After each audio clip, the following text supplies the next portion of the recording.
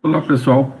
Dando continuidade à nossa aula de redes, hoje a gente vai ver um outro capítulo que é exatamente a parte de enlace de redes. Então, vamos dar uma acompanhada nesse contexto.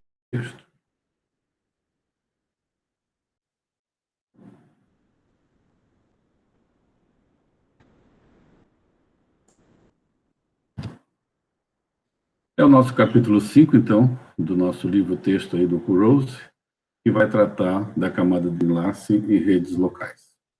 Qual que é o objetivo, então, desse capítulo? Entender os princípios aí por trás dos serviços da camada de enlace de dados, alguma coisa de detecção e correção de erros, compartilhamento de um canal de broadcast com acesso múltiplo, endereçamento da camada de enlace e depois transferência de dados confiável e controle de fluxo, a gente até já viu na parte anterior, na outra camada. E instanciação e implementação de várias tecnologias nessa camada de enlace. Então, vamos lá. Inicialmente, a introdução e serviços. Alguma terminologia, né? Os hospedeiros e roteadores são nós. Então, hospedeiros e roteadores são nós aqui nesse nosso ambiente, né?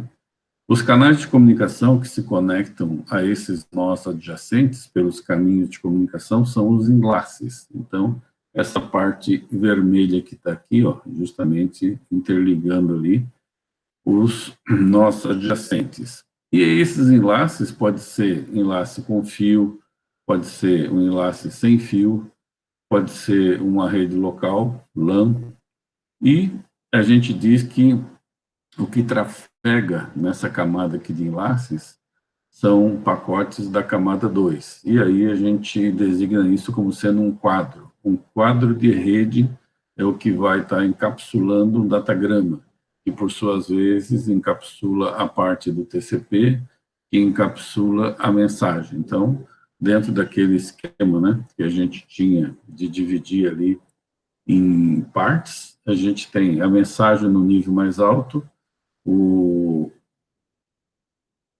item que é da parte do TCP, em termos de fazer a conexão aplicação com aplicação. Depois, na parte de redes, envolvendo o endereçamento IP, o datagrama. E agora, no nível mais baixo, a gente chama de quadro de rede. Então, essa camada de enlace, ela tem a responsabilidade de transferir um datagrama de um nó ao nó adjacente, usando um enlace. Então, por exemplo, desse roteador aqui até o próximo roteador. Esse enlace aqui é que vai estar sendo, então, tratado nesse capítulo, que é justamente a parte que trata dos quadros de rede e como que são feitos esses enlaces ali, quais são os protocolos, qual é a tecnologia existente para transferência entre dois nós adjacentes. Então, como que é o enquadramento e acesso ao enlace, né? Na verdade, ele vai encapsular um datagrama no quadro, e aí vai estar incluindo um cabeçalho e um trailer. Então, esse quadro de rede, ele tem toda a parte da camada superior, que é o datagrama, e aí inclui ainda mais um cabeçalho e um trailer.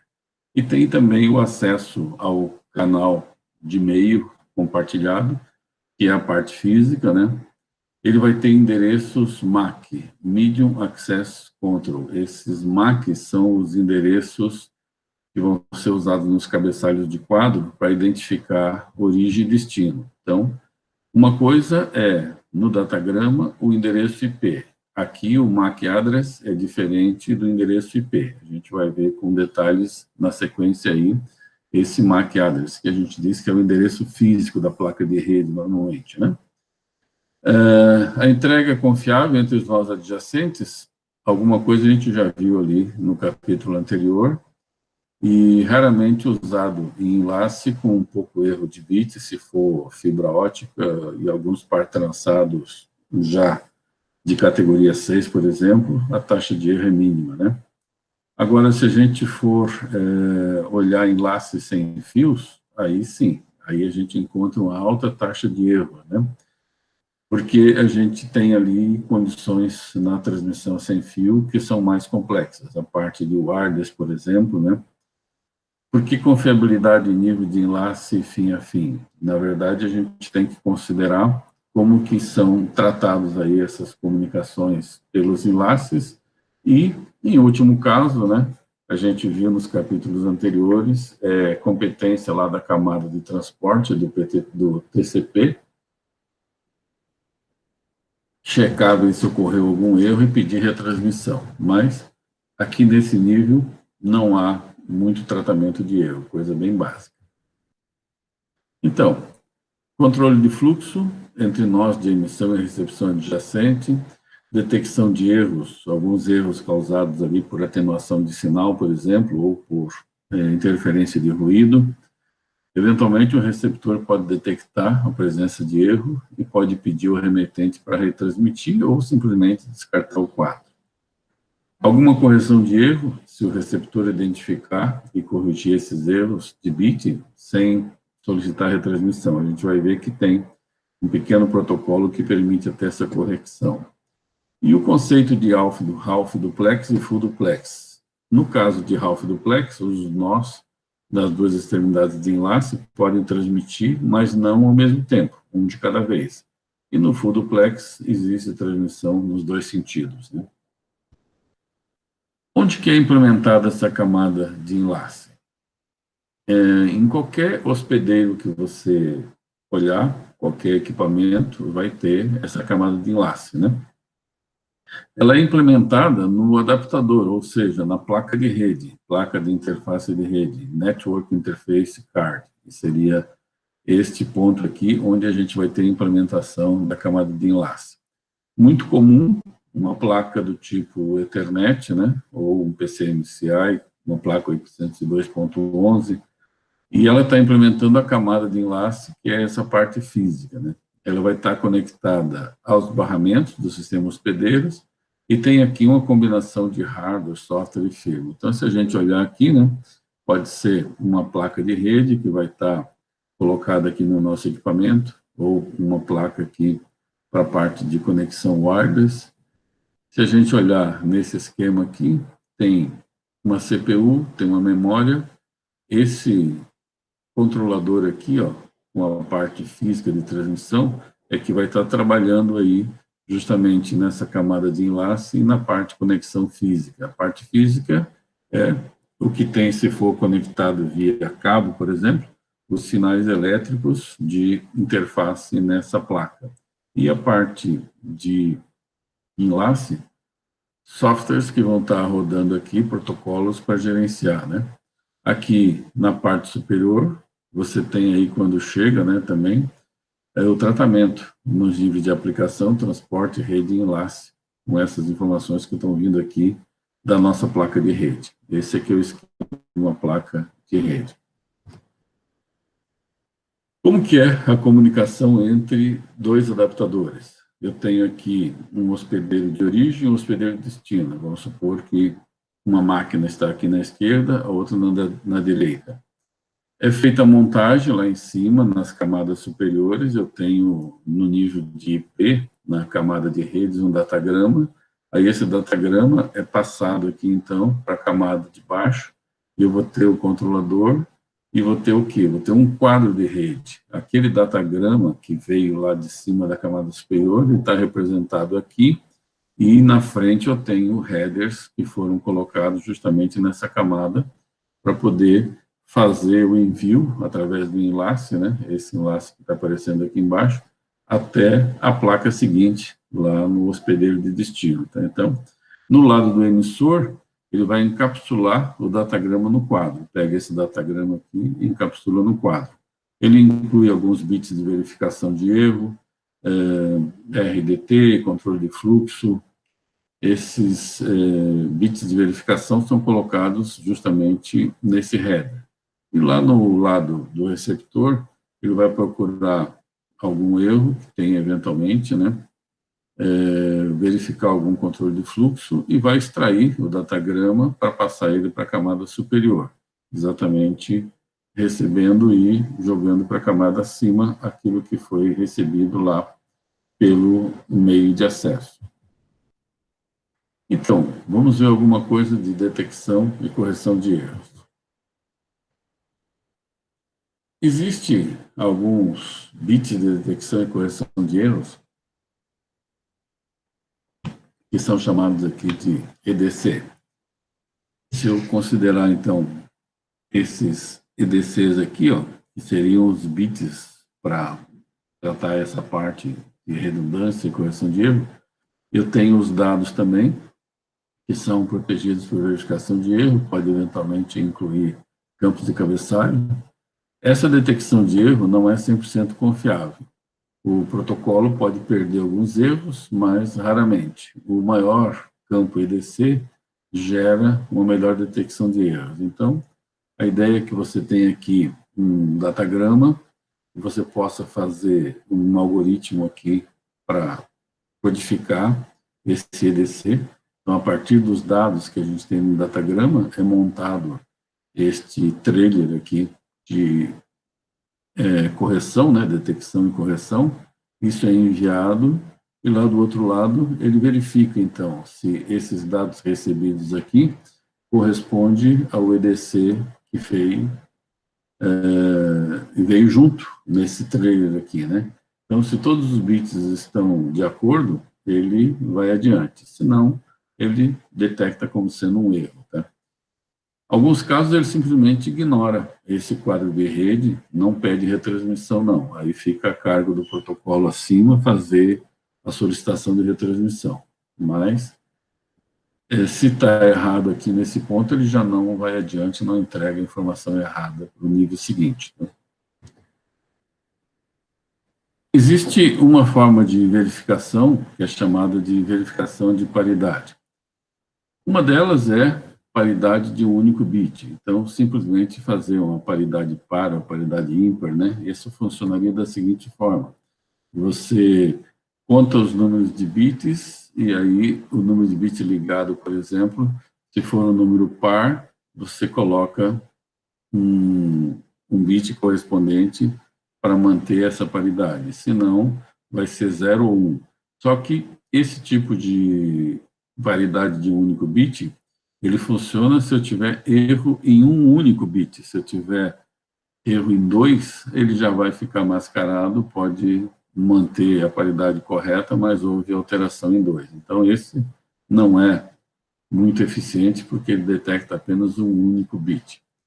Essa paridade bidimensional aqui já é interessante, porque ela pode detectar e corrigir erros de um único bit.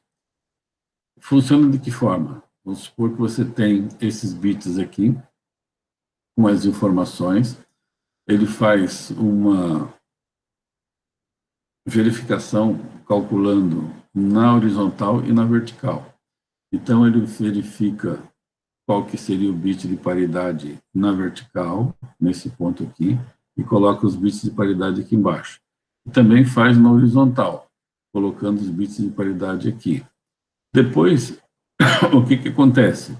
Se por acaso um desses aqui estiver errado, ele vai identificar que é exatamente nesta linha aqui que está e na coluna correspondente. Então, coluna deste ponto aqui e dessa linha. Então, com isso daqui, ele verifica que dá o erro de paridade nesses pontos e ele consegue identificar qual que é o bit, né?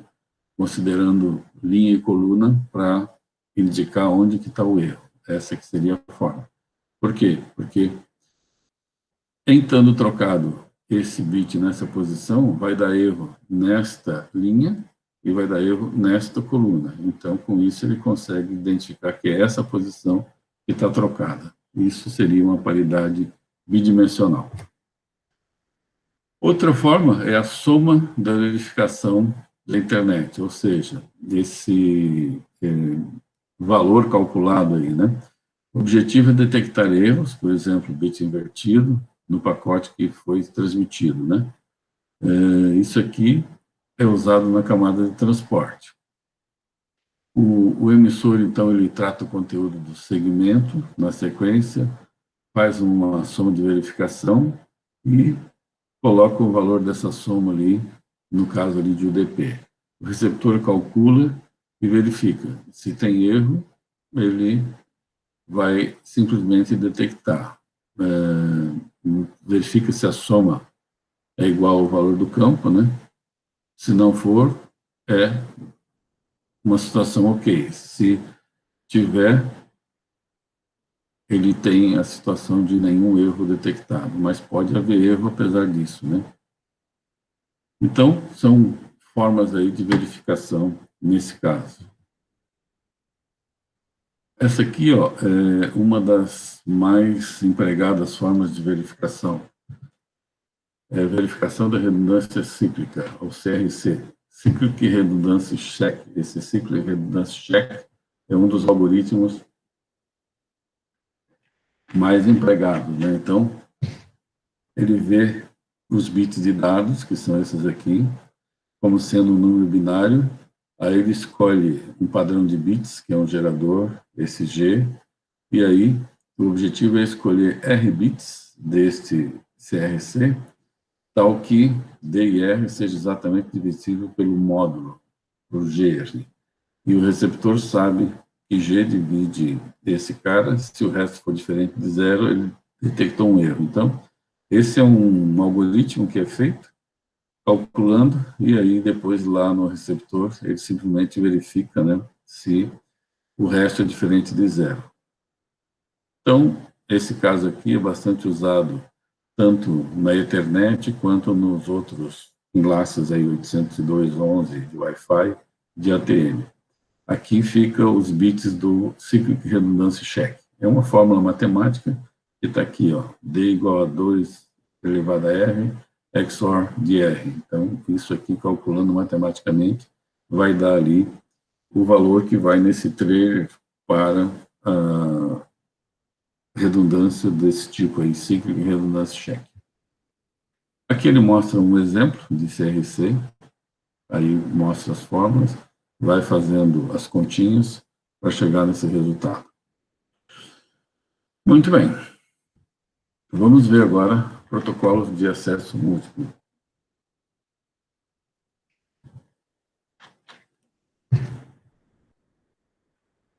Existem dois tipos de enlace. O tipo ponto a ponto, que pode ser atendido ali por esse protocolo PPP para acesso discado, ou um enlace ponto a ponto entre um computador Ethernet e um hospedeiro, que seria uma placa de rede do tipo Ethernet, né? Aqui não confundir com internet, é o protocolo da placa de rede Ethernet. E tem também a possibilidade de broadcast, onde, através de envio lá por um fio, né, o meio compartilhado, vai mandar a informação para todo mundo, né? É a antiga Ethernet, a moda antiga, né? Ou também neste ambiente HFC ou numa rede local sem fio. Então, aqui mostra um fio compartilhado, por exemplo, uma Ethernet cabeada. Aqui mostra uma parte de Wi-Fi. Aqui mostra uma conexão por satélite. E aqui uma porção de gente falando numa festa, né? Que é um ambiente aí de broadcast, todo mundo falando ao mesmo tempo. Muito bem. Existem protocolos de acesso múltiplo. Ou seja, um único canal de broadcast está sendo compartilhado. Eu posso mandar diversas informações pelo mesmo meio físico, né? Duas ou mais transmissões simultâneas por nós. Aí pode gerar interferência, eu posso ter colisão, se o nó recebe dois ou mais sinais ao mesmo tempo, e aí tem esses protocolos de acesso múltiplo. É um algoritmo distribuído que vai determinar como que os nós vão compartilhar o canal, ou seja, determina quando que um nó pode transmitir. A comunicação sobre compartilhamento de canal deve usar o próprio canal, ou seja, não tem nada fora da banda para coordenação, quer dizer, as informações vão junto com os dados no próprio canal, por isso que é dito uma comunicação sobre compartilhamento de canal no próprio canal. Um protocolo de acesso múltiplo ideal poderia ser alguma coisa do tipo assim, um canal de broadcast de velocidade R, bits por segundo, Quando um nó quer transmitir, ele pode enviar na velocidade R. Quando M nós querem transmitir, cada um pode enviar na velocidade média, que seria R sobre M.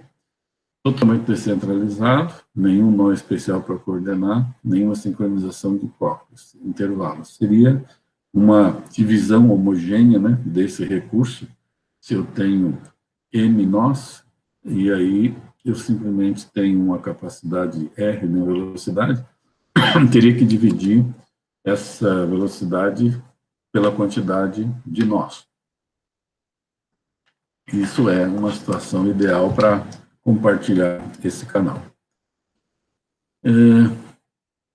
Protocolos de meio de acesso, MAC, Medium Access Control, esses protocolos, né, tem 3 classes. Uma que é classe usada como particionamento de canal, a outra de acesso aleatório e a última revezamento, revezando. Então, agora vamos dar uma detalhada em cada uma dessas classes. O particionamento de canal, ele vai dividir o canal em pedaços menores, pode ser intervalo de tempo, intervalo de frequência, códigos, e aí cada pedaço da informação que é mandada vai ser usado ou alocado, né, para cada um desses intervalos ali. Aloca pedaço ao nó para uso exclusivo neste particionamento de canal. O acesso aleatório, o canal não é dividido, ele permite colisão e tem que ter uma forma de recuperar as colisões. E o revezamento, os nós se revezam, né? Mas os nós com mais a enviar podem receber mais tempo para mandar essas informações. Então, no primeiro exemplo ali de particionamento de canal, uma forma é por divisão de tempo, ou Time Division Multiple Access, TDMA. Esse aqui mostra o acesso ao canal em rodadas, em termos de tempo, né? Cada estação recebe um intervalo de tamanho fixo, um tempo para transmitir o pacote, e esses intervalos que não são usados ficam ociosos. Então, se eu tenho aqui uma rede, né, que vem aqui com 6 estações, A1, A3 e A4 tem pacote, os intervalos 2, 5 e 6 ficam ociosos. Aqui A1, A3, A4 e os demais não são usados. Então, essa aqui é a divisão por tempo, né? Cada um dos canais vai ter um determinado tempo. Aqui se repete o conjunto de novo, né? Então, são os quadros de 6 intervalos. Essa seria a divisão por tempo. Tem uma outra forma, que é a divisão por frequência, ou FDMA, Frequency Division Multiple Access. Aí, você tem aqui, ó, na verdade, as 6 estações, e cada uma vai transmitindo uma determinada frequência. Então, é dividido ali, né, o canal em bandas de frequência. Cada estação vai estar trabalhando numa frequência fixa, e o tempo de transmissão não usado nas frequências vai ficar ocioso. Aí, naquele mesmo exemplo, né, aqui com frequência diferente, cada estação está mandando informação numa frequência. Na anterior era em divisão de tempo, e nessa aqui é divisão de frequência. Os protocolos de acesso aleatório, quando o nó tem um pacote a enviar, ele transmite na velocidade de dados total do canal, sem coordenação a priori. Acontece que 2 ou mais nós transmitindo ao mesmo tempo vai dar colisão. E aí, o protocolo MAC de acesso aleatório, ele especifica como que vou detectar essas colisões e como que a gente vai se recuperar dessas colisões, por exemplo, com retransmissões adiadas. Aí alguns exemplos de protocolo MAC são o Slotted Aloha, o Aloha, o CSMA, CSMA-CD e CSMA-CA. Esses aqui é que são os mais conhecidos, né? Aqui é Collision Detection e aqui é Collision Avoidance. Esse aqui tenta detectar as colisões, esse aqui tenta evitar. Então, vamos dar uma passada aí nesses ambientes aí. Primeiro, ele trata desse Slotted Aloha, onde tem todos os quadros do mesmo tamanho, o tempo é dividido em intervalos do mesmo tamanho, e os nós começam a transmitir somente no início do intervalo. os nós são sincronizados e 2 ou mais nós transmitem no intervalo. Todos os nós detectam colisão. Quando o nó obtém um quadro novo, ele transmite no próximo intervalo. Se não tiver colisão, ele pode enviar um novo quadro. Se há colisão, ele retransmite quadro em cada intervalo subsequente, com probabilidade até que tenha acesso. Então, esse é um esquema aí de transmissão, né, do que ele chama slotted Aloha, tá? Mostra aqui nó 1, nó 2, nó 3, vai transmitindo aqui nesses intervalos. A eficiência deste cara, a fração durante o longo tempo de intervalo, bem-sucedidos, muitos nós, todos com muitos quadros para enviar. Aí ele tem aqui as considerações, faz as contas, faz as avaliações e dá uma eficiência aqui de 0,37. Então, na melhor das hipóteses, um canal usado para transmissão útil seria 37% do tempo. Tem um outro método chamado Aloha pura, não slotted, e é mais simples e não tem sincronismo. Então, ele tem outras características aqui. Aí tem uma outra eficiência que dá 0,18, pior ainda que aquele método anterior. Esse caso aqui é mais real no nosso ambiente de Ethernet, e aí a gente tem bastante atividade prática com esse tipo de controle das colisões CSMA. Essas colisões elas podem ocorrer, o tempo de transmissão do pacote inteiro é desperdiçado, né? Então, imagina que você tem aqui a transmissão de um pacote, aí, de repente, o outro começa a transmitir, todo esse intervalo aqui vai estar dando colisão, e aí vai acabar perdendo os dois pacotes. Com essa situação de CSMA-CD, relativa à collision detection, né, a ideia é que você tenha uma detecção de portadora e que fica escutando, e aí, se ele verifica que tem portadora, ele não manda. Então, nesse caso, as colisões são detectadas dentro de pouco tempo. As transmissões que estão colidindo, elas são abortadas, reduzindo o desperdício. Na anterior, ele ficava transmitindo os dois aqui ao mesmo tempo e perdia toda essa informação. Nesse caso aqui, essa detecção ela é fácil de ocorrer nas redes locais com fio, basta medir a intensidade do sinal e comparar os sinais transmitidos e recebidos. É mais difícil nas redes locais sem fio. Aqui é como se estivesse fazendo uma analogia humana, um interlocutor educado significa o seguinte, que quem quer transmitir, primeiro ele escuta, para saber se tem alguém falando. Se tiver alguém falando, ele não vai transmitir em cima, não vai falar ao mesmo tempo. Essa aqui é a ideia, tá? Então, a detecção de portadora significa, antes de começar a falar, ver se alguém está falando. Por isso que ele faz a analogia do interlocutor educado, tá? O sistema vai escutar, se não tiver ninguém falando, aí ele vai mandar. Se não tiver nenhum sinal, aí ele vai transmitir, tá? Aqui, ó. Então, se houver essa colisão, aí os dois já param e não há muita perda, né? A hora que encontra a colisão, os dois param. Uma outra alternativa é esse esquema aqui, revezando protocolos de meio de acesso. O protocolo de meio de acesso de partição de canal, ele compartilha um canal de modo eficaz e justo com alta carga, mas ele é ineficaz com baixa carga. A gente viu anteriormente, né, se eu divido a banda lá, mas se não tiver ninguém transmitindo naquela parte que foi alocada, seja no tempo ou seja na frequência, ele é ineficaz, né, com baixa carga, porque não está sendo usado. Já esse de acesso aleatório, ele é eficaz com baixa carga, né, o único nó pode utilizar o canal totalmente. E quando tem alta carga, ele tem muita colisão. Então, o melhor seria o revezamento aí dos dois ambientes para tentar encontrar o melhor dos dois mundos. Uma outra alternativa é essa alternativa chamada de seleção, ou pooling, né? Aqui é bem simples. Existe um nó-mestre que convida os escravos a alterarem a transmissão, alternarem, né?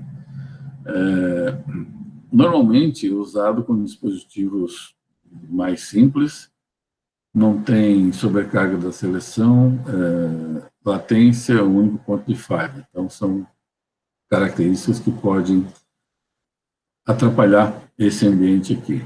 Na verdade, o mestre aqui que controla, né? Ele pergunta para esse cara, tem dados para enviar? Aí envia. Depois pergunta para esse e assim vai. É um esquema de pooling, vai perguntando para cada um. Um outro método é esse de passagem de permissão, que é o famoso token ring, né? Esse aqui, permissão de controle passada de um nó para o próximo sequencialmente. Então, existe uma mensagem de permissão e a preocupação é com sobrecarga da permissão, latência e unipontifária. Você tem aqui um token, né? E ele vai passando desse, não tem nada para enviar, passa para o próximo, se tiver alguma coisa ele manda, passa para o próximo e assim por diante. Então, esse token ele vai circulando aqui para controlar essa permissão de envio. Então, resumindo aí, esses protocolos de meio de acesso, né? Um dos conjuntos é o particionamento de canal, pode ser particionamento por tempo, frequência ou código, PDM, FDM e CDM, que é o Code Division Multiplexing, os três que a gente tem aqui. E tem os acessos aleatórios, que pode ser aqueles que a gente viu lá, Aloha, Slotted Aloha, CSMA, CSMA-CD, e tem também percepção de portadora, que é fácil quando você está trabalhando com fio, e difícil quando está em wireless, e aí o CMA-CD, Collision Detection, usado na internet, e o Collision Avoidance, que é na parte de wireless aqui. E essa parte de revezamento, que tem em outros ambientes, aí, tipo Bluetooth, FDDI, no IBM Token Ring, é controle nessa parte de revezamento.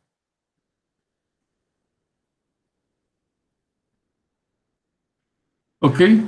Vamos encerrar por aqui, e aí depois a gente dá continuidade na próxima aula nesse contexto aqui.